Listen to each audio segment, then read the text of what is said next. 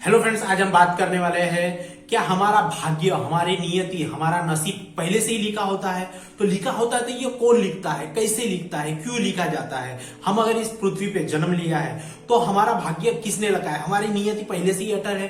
तो फिर अगर अटल है तो हम क्या लॉ ऑफ अट्रैक्शन की बातें करते हैं कि लॉ ऑफ अट्रैक्शन फॉलो करो, जो आप सोचोगे वही आपके साथ होगा, ये बातें बोलते हैं। अगर फिर हम ये बोल रहे हैं कि आप जो भी सोचोगे वही आपके लाइफ में होगा, अगर ये बोल रहे हैं तो फिर भाग्य क्या है, नियति क्या है। तो ये सारी चीजों के जो भी हमारे पास में बहुत सारे कभी देखा जाता है, साइंस और आध्यात्म, साइंस और स्पिरिचुअलिटी में बहुत एक जंग छिड़ी होती है। साइंस बोलता है कि ऐसा नहीं है, अध्यात्म बोलता है ऐसा नहीं है। ये सारी चीजें हमें बहुत सारे कंफ्यूजन में डाल रही है। तो आज हम इसी बात पे डिस्कशन करेंगे कि हमारा क्या नियति पहले से ही फिक्स होता है। तो फिक्स होता है तो फिर कैसे होता है, हमारे कर्म क्या बोलते हैं, हमारे संक्षिप्त जो कर्म है वो क्या बोलते हैं, हमारे प्रारब्ध है वो क्या बोलता है, हमारे वर्तमान कर्म है वो क्या बोलते हैं, लॉ ऑफ अट्रैक्शन क्या बोलता है, आने वाला समय क्या बोलता है, काल पे किसी का बस है या नहीं है, उसके बारे में हम जानकारी लेंगे। ये सारे चीजों को आप जब ये करोगे, देखो मैं जो बातें आज बोलने वाला हूं आपको, हो सकता है वो किसी को अच्छी लगे या फिर किसी के ये हो कि नहीं, वो डिनाई कर दे कि नहीं ऐसा नहीं है। तो हर अपने अपने जो भी आदमी किसी भी बातों को जो सोचता है वो अपने ज्ञान के ऊपर, अपने एक्सपीरियंस के ऊपर बहुत सारी बातें बोलता है। जैसे मैं विपासना करता हूं तो विपासना में भी देखा है, जैसे विपासना एक बहुत कम्युनिटी से आती है, तो उसमें देखा है कि जैसे ये एक आर्ट ऑफ लिविंग है कि हम जीने का तरीका सिखाती है विपासना। तो उसमें भी बहुत ज्यादा, जैसे मैंने 2 विपसना कैंप किए हैं, बहुत सारे विपसना के किताबें पढ़ा हूँ, उनके प्रवचन देखा हूँ, गया हूँ, अनुभव किया हूँ, बहुत सारे अवस्थाओं से पार करके मेडिटेशन में मैं देख रहा हूँ। तो वो सारी चीजें भी क्या कहती है, वो भी कर्म की बात करती है। उसमें आप अगर डीपली जाओ तो वो कर्म ही, कर्म मतलब क्या, आपके जो प्रेजेंट कर्म है जो आपने पहले किए हैं, तो वो तो आने वाले जो कर्म है वो आपके हाथ में है, जो कर रहे हो वो भी आपके हाथ में है, जो होके गया है वो भी आपके हाथ में ही था, लेकिन वो कहीं ना कहीं वो हो गया आपके हाथ में से। तो इसीलिए कर्मा के ऊपर बहुत ज्यादा ये किया है। आप देखो कि जब भी हम कोई भी बात बोलते हैं, जैसे हम बात करेंगे अभी रिसेंटली ही 1-2 दिन पहले, इसी से आप कोलैब करके देखो कि उनके जीवन से और हमारा आध्यात्म और साइंस और हमारी नियति क्या पहले से ही अटल है। तो इसी बारे में हम थोड़ा सा इसको ये करके देखो। आप देखो कि आप जन्म होने से पहले आपके पेट का पूरा इंतजाम किया जाता है। हम क्या करते हैं, हमारी जितनी 25 साल की आयु है हम वही गिनते हैं, लेकिन आपका जन्म हुआ तो आप माँ के पेट से बाहर आए, वो आपकी जन्म तिथि होती है। लेकिन आप 9 महीने तक माँ के पेट में रहे, आपने पृथ्वी पे ही आप सिर्फ एक फिजिकल वर्ल्ड में आने के लिए आपकी वो डेट ऑफ बर्थ एक सर्टिफाइड की जाती है। लेकिन आप अगर डीप जाके देखोगे, मेरी बात पे थोड़ा गौर करिए, आपको बहुत सारी चीजें समझ में आएगी कि इस बातों से, इस एग्जाम्पल से हम क्या समझने की कोशिश करेंगे कि क्या हमारी नियति क्या है, हमारा ब्रह्मांड क्या है, भाग्य क्या है, नसीब क्या है, लक क्या है, लॉ ऑफ अट्रैक्शन क्या है। आप जब माँ के पेट में रहते हो तब भी आपका जन्म हो जाता है। आप माँ के पेट में 9 महीने आप सस्टेन करते हो, वहां पे आपका दाना पानी सब वहीं पे लिखा हुआ होता है। फिर आप जब परिपक्व हो जाते हो, फिर आप माँ के पेट से बाहर में आते हो, तब भी आपका पल पल का खाने का इंतजाम हो गया। तब तो आप कुछ नहीं कर रहे। अभी हम बोलेंगे मैं कुछ करूंगा नहीं तो खाऊंगा नहीं, खाऊंगा क्या। लेकिन जब आप कुछ कर भी नहीं रहे थे तब भी इस प्रकृति ने आपको दिया था, सब कुछ खाने के लिए दिया था। तब तो आपके दिमाग में एक विचार नहीं आया कि मैं कैसे क्या करूंगा।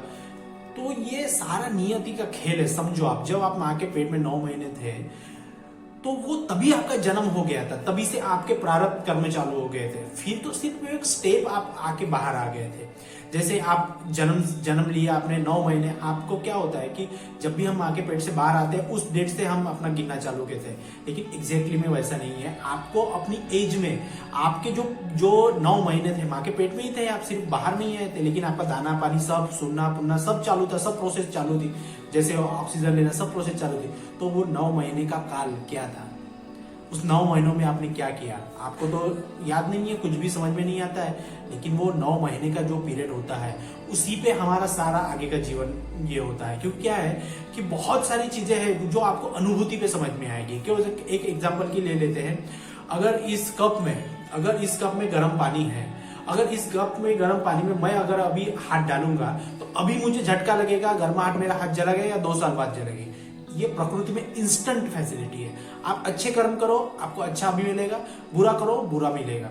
अभी मैंने गर्म पानी में हाथ डाला तो मेरा हाथ अभी जलेगा, ना कि 2 घंटे बाद जलेगा। तो वैसे ही हमारा कर्म है। आपको अगर अपने कर्म अच्छे रखने हैं तो आपको आपके आने वाले कर्म आपके हाथ में है, उसको अच्छे प्रारब्ध रूप में अच्छा करना है, और जो हो के गया है उसका प्रायश्चित कर सकते हो। अगर आपके कर्म अच्छा नहीं है, जाने अनजाने में कुछ गलतियां हुई है, तो आने वाले कर्मों को सुधार कर आपके जो पुराने पाप कर्म थे उनको आप ये कर सकते हो। अभी हम बोलेंगे कि पाप कर्म की थ्योरी में क्या है, तो आप देखो, आपने बहुत सालों से यहाँ पे ये कर रहे हो। अभी जैसे कोई 25 साल का आदमी है, उसके जाने अनजाने में बहुत सारी गलतियां हुई है, तो क्या वो दुरुस्त नहीं कर सकता? दुरुस्त कर सकता है। आने वाली चीजों से वो अपना प्रायश्चित कर सकता है। अगर कोई बोले कि मैंने ये सब किया है, मैं इतना बड़ा बना हूं, तो ऐसा नहीं है। ये नियति ने उसको वो इन्वायरमेंट प्रोवाइड किया गया है। अगर कोई बड़ा इंजीनियर बनता है तो उसको इंजीनियर बनने के लिए एक किसी ने बताया, किसी ने गाइड किया, किसी ने पैसे दिए, किसी ने पढ़ाया, किसी ने काम दिया, किसी ने पैसा दिया, किसी ने किताबें लेके दी, किसी ने ये दिया, खाना दिया, रहने के लिए रूम दिया, तब जाके वो एक इंजीनियर बनता है। तो अगर मैं का भाव है मन में कि मैंने ये सब किया, व्यर्थ है, कुछ नहीं है। जब तक हम मैं का भाव नहीं छोड़ेंगे, मेरा मैं ये नहीं छोड़ेंगे, मेरा मेरा करेंगे, कुछ नहीं हो पाएगा। जब तक स्व का भाव निकल के बाहर नहीं आ जाएगा, तब जाके वो सारी चीजें होती है।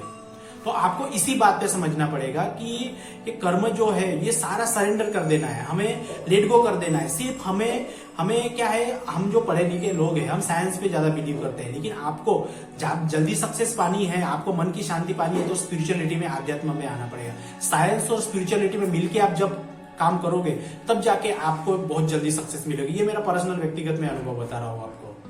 यहाँ पे सब प्रकृति के नियम काम करते हैं। चलो एक एग्जांपल ले लेते हैं हम, कि जैसे कोई भी हम देखते हैं कि हमारे थॉट ट्रांसमिशन हो रहे हैं, टेलीपैथी काम कर रही है, हम ध्यान में बैठे हैं तो हमारा ऑरा निकल रहा है बाहर, हम मशीन में उसको जांच सकते हैं। ये पुराने जमाने में नहीं होता था, नहीं समझ में आता, लेकिन हम अभी साइंस के बेस पे हम बात कर सकते हैं कि टेलीपैथी से हम थॉट का ट्रांसमिशन कर रहे हैं। ऑरा का हम देख सकते हैं, ऑरा कितना किसी का पावरफुल है वो हम चेक कर सकते हैं। तो ये सारी चीजें एक एक करके बाहर निकल रही है, तो इसको हमको पकड़ना पड़ेगा, हमको समझना पड़ेगा कि क्या चीज है।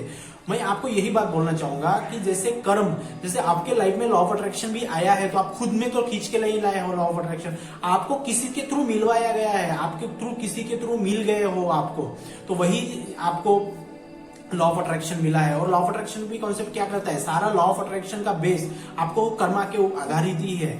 कर्मा बेस है, उसके ऊपर लॉ ऑफ अट्रैक्शन है। अगर कर्मा सही नहीं रहेगा तो आपको वो नहीं, कहीं ना कहीं पुण्य कर्म रहते हैं। कभी ना कभी हम किसी को पानी दिए होंगे, किसी को पैसे की हेल्प किए होंगे, किसी के लिए अच्छा सोचा होगा, या ये कर्म ही है।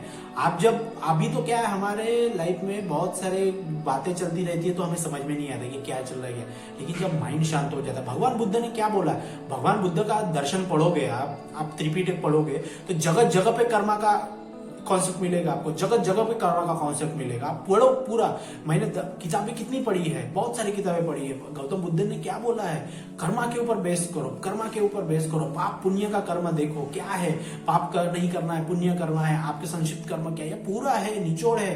लेकिन क्या है कि हमारी बुद्धि कहीं कहीं पे हम तार्किकता बहुत ज्यादा लगा देते हैं, उसका आंसर हमारे पास नहीं देते, लेकिन मानने के लिए तैयार नहीं रहते। तो ये ब्रह्मांड में, ये यूनिवर्स में, ये देखो थोड़ा सा कि क्या चल रहा है, ये नियति क्या है। तो आपके कुछ जो कर्म रहते हैं, कुछ संचित जो कर्म रहते हैं, जो पुराने वाले, उसी को आपको आगे अभी जो मिल रहा है। मेरे जो अभी कर्म है, जो मैंने पहले जो पुण्य कर्म किए गए थे, इसलिए मुझे ये सब कुछ मिल रहा है। अभी अगर मैं अच्छा करूंगा तो आगे मुझे अच्छा मिलेगा, अभी अगर अच्छा नहीं करूंगा तो आगे कुछ अच्छा नहीं होगा। मैं आपके साथ अच्छा बिहेव करूंगा तो मैं आप मेरे साथ अच्छा बिहेव करोगे, तो बस यही है। और ये पहले से लिखा हुआ है या नहीं है, अगर ये सारी चीजें आपको नहीं समझ में आ रही है तो सबसे एक बेस्ट आपको मैं वे बताऊंगा कर्मा का, कि आप अच्छा करो, अच्छा रहो। आप किसी से एक्सपेक्टेशन मत रहो, या किसी से, आप सबसे देखो, किसी का बुरा नहीं करना है, मैं अपना देखूंगा। आप किसी का अच्छा नहीं सोच सकते तो मत सोचो, कोई जरूरत नहीं किसी का अच्छा सोचने की, लेकिन आप अपना अच्छा सोचो। ये ध्यान में रखो कि मेरी वजह से किसी को प्रॉब्लम ना हो, फिर वो दुनिया क्या करती है मुझे नहीं पता, ये भी कर्म है। आपके हाथ से किसी का अच्छा हो रहा है तो बहुत है, लेकिन बुरा मत करो। तो यही कॉन्सेप्ट है। अगर आपको समझ में नहीं आ रहा है कि ये नियति क्या है, ब्रह्मांड क्या है, भाग्य क्या है, नसीब क्या है, तो आप उसमें मत पढ़ो। आपको सिर्फ अपना देखो और आप अच्छा करो, मेरी वजह से किसी का बुरा ना हो। कि मेरी वजह से किसी अच्छा हो रहा है तो बहुत अच्छा है, लेकिन किसी का बुरा ना हो, ये कॉन्सेप्ट अपने अप्लाई कर लो। वो भी एक आर्ट ऑफ लिविंग का ही कॉन्सेप्ट है। तो इसी तरह से हमने देखा कि हमारा भाग्य, हमारा नियति के पहले से ही लिखा होता है। अगर लिखा होता है तो फिर ऐसा क्यों होता है, तो आपको समझ में आ गया होगा कि ये नियति कैसे काम करती है। ये नियति भी, भाग्य भी आपके कर्मा के बेस ऊपर काम करती है। आप जब यहाँ पे आते हो, आपके जो भी आपने 10 साल में 15 साल में कर्म किए हैं, उसी का रिफ्लेक्शन आपके आगे वाले लाइफ में दिखेगा। तो यही नियति है। तो पूरा नियति पे ही बेस नहीं है, ये आपके हाथों में, ये जो हाथ दिख रहे हैं, ये जो ब्रेन दिख रहा है, सबकॉन्शियस माइंड दिख रहा है, इसमें भी बहुत सारी चीजें डिपेंड है। 100% किसी के ऊपर कुछ भी ये नियति डिपेंड नहीं है। ये सारी चीजें आपके ऊपर डिपेंड है कि आपको ऐसा करना है, आप ऐसा करोगे तो ऐसा ये करोगे। क्योंकि किसी गांव में जाने के लिए, चौराहे पे जाने के लिए 10 रास्ते होते हैं, इधर से भी जाओ, इधर से भी जाओ, इधर से भी जाओ। जो दिमाग लगा के जाता है वो जल्दी पहुंच जाता है। तो बस वैसा ही है। तो आप इसको देखो कि ये ब्रह्मांड, ये स्पिरिचुअलिटी, ये आध्यात्मिकता, साइंस, ये बहुत क्या है। तो आपने समझा होगा कि क्या है कर्मा का कॉन्सेप्ट, क्या कहता है, और हमारा जो नियति है या पहले से डिसाइड है या फिर होता जाता है। ये जैसे जैसे टाइम जाता है वैसे ये नियति आपकी फिक्स हो जाती है, वैसे आपके कर्म हो जाते हैं। कर्मा के बेस पे आपकी नियति जाती है। तो समझ में आया आपको कि नियति हमारे आने वाले समय के ऊपर बेस्ड होती है, ना कि पहले से ही लिखा होता है। अगर लिखा भी होता है तो थोड़े रूप में लिखा होता है, आगे में उसका पूरा प्रोसेस होता है। तो समझे, आज हमने देखा कि नियति क्या पहले से लिखी होती है। आई होप आपको सब समझ में आ गया होगा। कोई भी आपका जो अगर क्वेश्चन रहता है तो कमेंट बॉक्स में पूछिए और ये चैनल को सब्सक्राइब कीजिए। Thank you. जय हिंद, जय भारत।